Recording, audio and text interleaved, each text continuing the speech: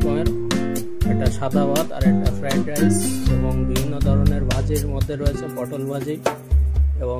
বিভিন্ন ধরনের পাঁপড়, আলু ভাজি ইত্যাদি, আলু চিপস, এখানে ডাল, তারপরে চিংড়ির মালাইকারি, তারপরে কাতলার মালাইকারি, এটা মাটন, তারপর চাটনি, সালাদ, তারপরে থাকছে মিষ্টি পর্ব, দই, ল্যাংচা এবং যাই হোক, এটা হলো ভিডিও।